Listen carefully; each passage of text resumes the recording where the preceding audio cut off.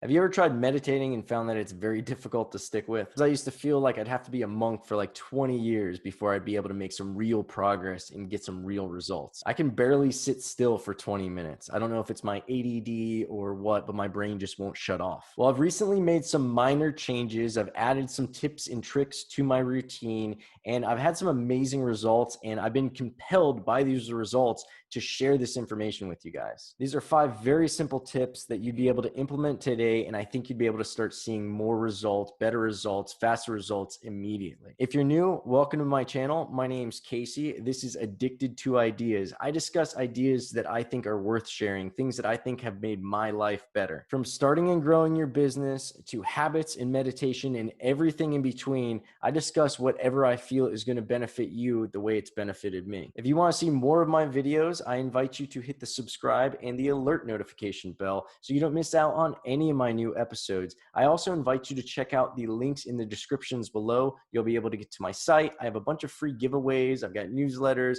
private groups, and all sorts of other information for you to check out. All right, so I don't actually have an intro shot yet because I just came up with this concept and the name for everything this morning during my meditation. But I did want to let you know that I think it would be okay if you were to go down to the bottom right of your screen, click on that gear, get the settings menu up, and fast forward this bad boy. Listen to it at like 1.25, 1.5. And I mean, if that's not too fast for you, go ahead and make it a little bit more efficient. Why don't you? I think you should watch all of your videos like that. 1.25 should be okay, right? I don't speak too fast, I don't think. But carry on. Why am I making a video about meditation? Why do my top 5 tips matter? I'm not a yogi. I'm not a monk. Well, that might be why, because I'm probably closer to your situation than a yogi or a monk would be. And I have struggled with meditation. I've got some tricks that I'm very excited about because they've worked for me. And I feel like if it was able to work for this crazy mind that's never stopping and always go, go, go, go, go, and I fidget, if these tips and tricks work for me, they'll probably help you get a little bit closer, even if you don't get exactly what I got, which have been amazing results. I'm very grateful, and I'm hoping I can sustain it as long as possible. So without further ado, let's get right into my top 5 tips, tricks, whatever you want to call them, for achieving meditation success faster, quicker, right? It's all about getting the quick successes. If we get quick success, we're going to stick with it longer. One of the reasons people stop dieting or working out is because they don't see that immediate benefit and they just go through the pain of having to work out or eat right and make those sacrifices. A lot of people fall off. Well, if you're able to get success faster in your meditation practice, it's reasonably sound to assume that you're probably going to stick with it, right? So the first tip that I have for you is consistency. Now, it doesn't matter how long you do it. It's about making sure that you do it frequently, and it's really about the quality of those meditation sessions that you have. So you've heard in the past, it's not the length, it's what you do with it. This is what that phrase was referring to. I don't know what else you'd think it's referring to. It's referring to meditation. So probably going to cut that. So it's all about the quality and the consistency, doing it every day and trying to make a point to do it every single day. It'll make it so much easier for you. Tip number 2 is going to be shorten the episodes, shorten your sessions. Don't make it something that's long and daunting. You don't want it to be something that feels like this big commitment, this obligation. If you're able to do it more consistently, but they're smaller, shorter meditation sessions, maybe 2 minutes, 5 minutes, I guarantee that more often than not, when you sit down for 2 minutes, you'll be willing to do 5 minutes. You don't have to do a half hour. You don't have to do an hour. Doing some is better than none. I have a saying that I don't know if I made it up. I'm going to have to Google it because I've been telling it to myself. But it sounds like something that someone much smarter than me would have come up with. Meditating is like breathing. No matter how long it's been since you've last done it, probably a good idea to do it now. I tell myself that just to remind me that, you know, a lot of times I'll have this need to be consistent. And if I miss a day, it'll throw me off. And then it's like I stop doing it altogether. I'm so binary like that. And I try to unravel those less beneficial tendencies that I have. So that's one way that I remind myself is, you know what, it doesn't matter that you haven't done it the last 10 days. It doesn't matter that it's the middle of the month and you want to start with the pristine month and have like a clean start on the first. It doesn't matter. Do it now. Do it for 5 minutes before you rush out the door. You always have time. You have 2 minutes. If you're already late, 2 minutes, it's not going to make that much of a difference. Give yourself that 2 minutes and give yourself that vote. When you see that consistent vote, It's forming a habit. So when your inner self starts seeing that consistency, it sees that it's a high enough priority, it'll make it easier to stay with it. It won't happen right away, but the more consistent you are, the easier it's going to be. It's much harder to pick up a habit that you only do once a week or once a month. It's almost impossible to pick up a habit like that, right? You don't have a once a month habit. Nobody has a once a month habit, right? No one has a once a week habit. Maybe when you're in a certain environment that you go to once a week, there might be a habit, but that's more based on the environment. And I've got more stuff on habits, but consistency is the key to any habit, and meditating is a habit that is definitely going to be beneficial for you. So to go along with that, also get to the point where it's not location dependent. Don't make it so that you have a meditation section in your house, because then guess what? If you can't get to your house, or if you're traveling, or if you really need to meditate in the middle of the day and you don't have the ability to do it because you're not at your little meditation corner. I go into the closet sometimes, but I know some people who have some pillows set up and they have a little room with candles and they put on a music and there's no lighting. That's awesome. But if you can't get to there, you need to have the strength in your mind to do it in your car, do it in your office, do it in the hotel room, wherever you are. And that actually leads me to number 3, acclimate to different environments, doing it in noisy places, doing it in busy places. I have a friend who's a yogi, and he actually goes out in public. He'll go out on the boardwalk with people walking and almost stepping on him, and he'll sit and he'll meditate for I don't know how long, but way longer than I'd be able to do. But he's acclimated to that. That gives him the ability to stop wherever he is and prioritize himself and take care of that, not have to be worried about the thoughts of other people, or that there's noise going around, or that he's doing it in the middle of the day and it's super bright. I used to have to do it with an eye mask on. I try to do it in the closet so you don't hear anything. But now I like to try to build up to more and more difficult places. Now I've even worked into what I'm going to discuss later on, trigger words. I've worked into trigger words that allow me to do it basically anywhere. I could be in the middle of the day, I could be driving, I don't have to be closing my eyes, and I start getting the same results. The results, what you're looking for. You're not looking to close your eyes for an hour, right? You're looking to tap into that result. That's all you need. If you have 30 seconds of hitting that bliss, that feeling of like, and you can get there, you don't have to do it for hours. You don't have to meditate for hours. You have to just build that neural connection where the synapses are firing, whatever magic needs to happen. It's there, and it's not going to be distracted by passing cars or the refrigerator kicking on or your neighbor or their dog or whatever else is going on. Condition yourself to those more difficult scenarios. And when you have, let's say in a controlled environment, you're able to reach that point where what I call bliss, and you'll know what that feels like if you've experienced it.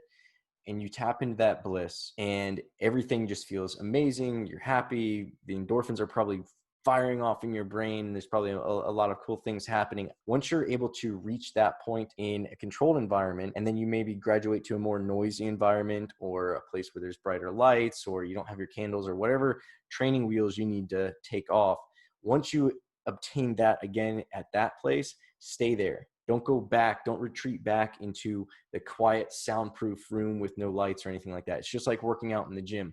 Once you've gone up in weight, once you're lifting a heavier weight, stay consistent with that. Otherwise, you can lose it, and you can always get back to it. And it's probably going to be easier for you to get back to it once you've gone to it before, but you want to maintain that so you can gradually build for louder noises. I mean, I'm sure Buddha was probably able to, meditate in the middle of a riot.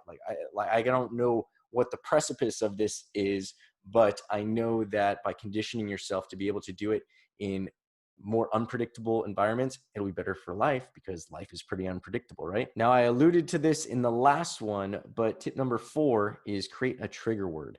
Now, my trigger word is bliss. What is a trigger word? It's a mixture of neuro-linguistic programming, which is something that I studied years ago and something that just came to me in a meditative state. I'd like to not have any dialogue in my head when I meditate. I've learned to kind of just let it go and try to let it flow and not fight the dialogue and try to be silent, but just to observe it, let whatever thought it is pass, just kind of be there to observe and take it all in. Well, the one word that I didn't have a problem with coming forward out of the, little foggy mist was the word bliss. And I like that word. So what I've actually been able to do with some practice and repetitions, when I get to that state where I feel that feeling, I will let that word come to the front of my mind. I'll let that word bliss come, so that I try to limit any other words coming to my mind when that that state of bliss happens, you know what it is if you've experienced it. So when that happens, I try not to think of anything else because that'll pull me out. Even anything that's just describing, oh, this feels good, or oh, I'm happy, or this is amazing, that'll start pulling me out of it, right? So I try to limit any words from coming up. I'll let bliss come up intentionally so that I could start building like a Pavlovian conditioning to it. So bliss and that feeling start having a correlation, and I try to get them as close together as possible. I try to make that correlation, that binding fusion happen, so that when I'm out in the real world, when I'm out driving, when I feel like I need to tap in and kind of recharge, and you don't need it for hours, you don't need it for minutes, it could be seconds. Just tapping into it for a second and feeling that just resets you, and it could be what changes your entire day, changes the entire trajectory of your day. Seconds. Isn't that amazing? And I'm not going to say that it happens every time, but more often than not. And I'm so pleased that I've been able to try these things and have success at them, because if it was something that took a long time to see success, I probably wouldn't be as amped, and I don't know what my success rate would be like. But getting a little bit further with the consistency and with these new tactics that I've implemented, and really the stress that I've taken off of it, it is something that I'm excited about developing more. And I'm surprised, like I said, how great it's been. Very appreciative of it. But literally while I'm driving, I can sit there and just feel amazing amount of gratitude. Just get overwhelmingly happy. Like even when I'm just thinking about the word while talking, which I didn't even know it affected me that much. But I really just want to sit here and cheese, because that's the feeling that I get when I get there. Now, tip number 5 is meditate in the morning. I normally like to meditate either right before I go to bed or early in the morning. I like meditating right before I go to bed, but sometimes I just forget. I feel like it's easier for me to meditate in the morning. It's also more impactful. If I were to only make one of those 2 meditations, I would like to make the one in the morning, because that affects the rest of the day much easier. It's easy for me to, reset overnight. I don't really need it at the end of the night. Sometimes I do. Most instances I don't. But in the morning, I definitely like to get it knocked out of the way. Also getting the most impact from whatever experience I have. I'm taking that with me into my morning, bringing in a lot more intent. It gives me that pause between getting out of the bed and going into work that I normally wouldn't have mentally. Normally it starts a succession of this, then that, then this next, then grab the keys, then lock the door, then da, da, da, da, da, da. This forces me to pause, show myself that I am the priority, and again, get that vote out of the way. It's all about consistency. So the more consistent I vote for me, and I vote for a habit, I vote for meditation in this case, the easier it's going to be for me to build momentum, maintain momentum. We're not always going to be perfect. We might miss a day, but remember, you miss one day, it's okay. It's a mistake. You miss 2 days and you're starting to erode a habit, or you're starting to build another habit. It's when there's a consistency that starts. Any consistency, and consistency can start at 2, because you can't have 3 in a row without 2 in a row, right? Stop it at 2. Don't let that second one happen, but get it out every morning. If you can't make it in the morning, or if you miss 2 in a row, especially, bang it out at night, so you at least have that. I feel like it's like tapping back on the base, in baseball, where you can start leading off the plate and they start walking away. They're no longer touching the actual plate. They're getting ready to maybe run or maybe steal a base, but then they have to run back and tag up on that base to be considered on base, right? Otherwise they can be tagged out. That's what I feel like. It's just tagging back. It's like, okay, kind of recharged. All right, now I can go back out into this crazy world and deal with all these people out here who aren't meditating. And then, tag back. Okay, now I come back, deal with the day, maybe have a little bit of the life sucked out of me through my experiences throughout the day or the week. I come and I tag back. The more often you can tag back, whether it's been day, a week, a month, or years, it's still good that you do it now. The more frequently, the better. The more progress you're going to make, safer you're going to be. So those are my 5 tips. Let's do them in reverse. Start in the beginning of the day. Start your day off right. Create a trigger word. Acclimate to more difficult environments. Use the trigger word to do it. Make it easier. Don't expect yourself to do it for hours. 2 minutes, 5 minutes, plenty. That'll make it easier to be consistent. See how those all work? The trigger word makes it easier to acclimate, do it in a loud place. Doing it consistently helps everything. Being able to do it in a weird place allows you to be more consistent, makes it easier. They're all interconnected. They're all circles. Everything's a circle. Okay, now they think I'm crazy. Yeah, some people are going to think you're crazy. That's okay. We know the truth. I've got a lot more planned to discuss meditation and mindset and a whole lot of other stuff that I think you'll find very interesting. So, again, hit the subscribe and the alert notification if you haven't done so already, and check out the links in the description notes. There's a lot of cool stuff in there, from giveaways to signups, get more information, get exclusive content, reach out to me directly, check out my site, all sorts of other stuff, free ebooks, free software. Now my mom's calling, so I gotta let you guys go. Hey, Mom, what's going on? Not much. I'm just wrapping up an episode. Say bye, guys. So, bye, guys. Pay attention to that. Should have paid attention to that. I'm not even reading my own notes. Should probably read my own notes. Oh, my head is killing me, and these lights aren't making it better. I need coffee, but it's too late for coffee. It's never too late for coffee. I want to wear the glasses, but then the glare gets weird because these lights. Maybe that help with my headache, but unfortunately. All right, let's do this outro.